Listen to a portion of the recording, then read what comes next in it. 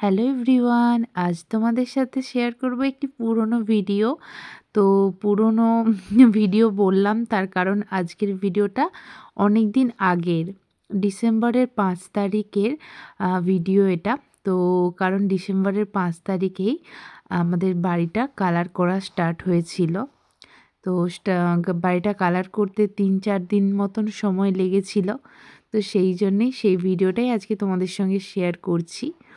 কারণ এবারে কালার করে নেওয়ার কারণটা হলো, যখন বৃষ্টি আরে হয় না, তখন ওই ইঁটগুলোতে শ্যাওলা পড়ে গিয়ে খুবই মানে নষ্ট হয়ে যাচ্ছিল আর কি।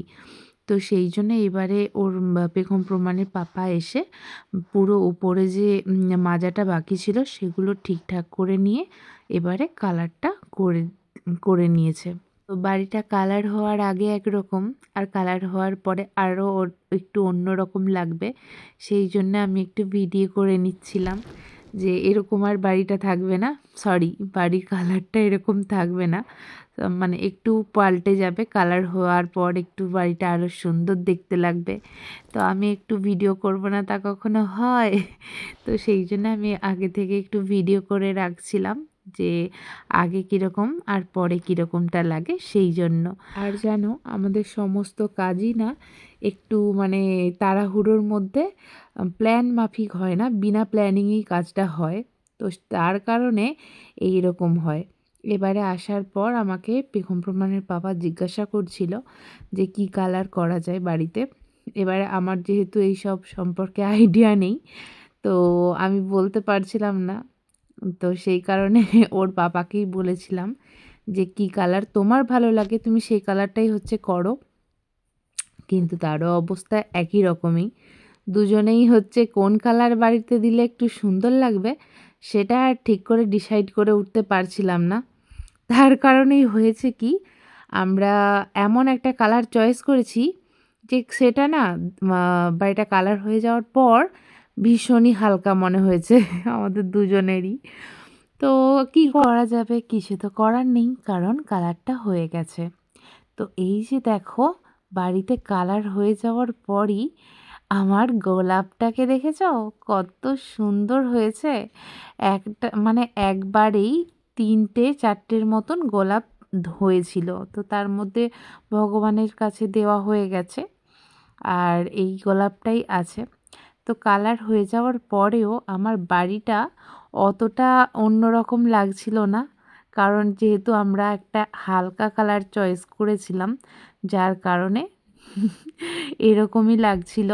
মানে খুব একটা চেঞ্জ হয়নি, বাড়িটা আমার একই রকমই আছে, শুধু একটু চেঞ্জ হয়েছে কালারটা।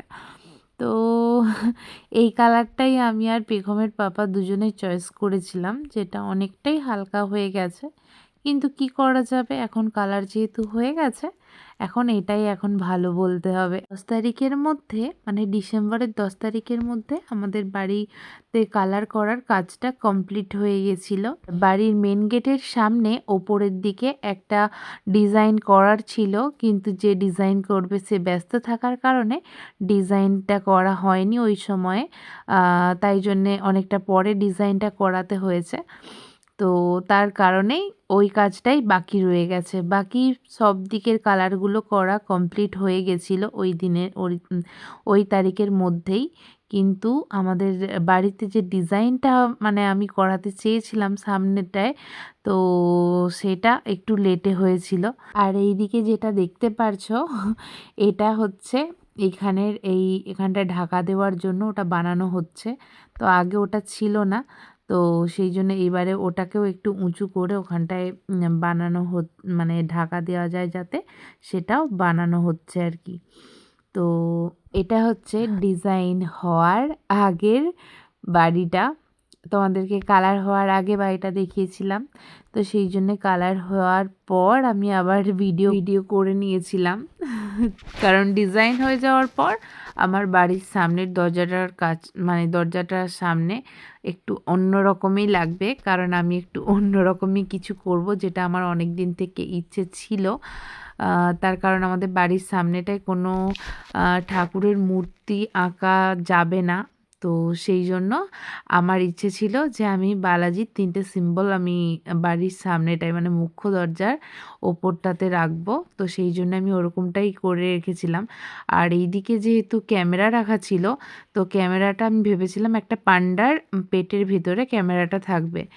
তো ওখানের পজিশান অনুযায়ী ওই দাঁড়িয়ে পান্ডাটা হয়নি, যার কারণে পান্ডাটাকে শুইয়ে দেওয়া হয়েছে।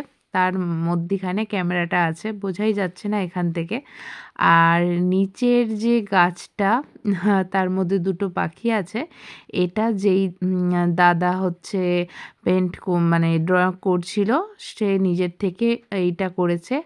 আর কলিং বেলের কাছে আমি ছোট্ট কিছু একটা করতে বলেছিলাম, তো ওটার সঙ্গে ম্যাচ করে কলিং বেলের ওখানেও একটা খাঁচা ঝুলিয়ে দিয়ে ওখানেও একটা পাখি করে দিয়েছে।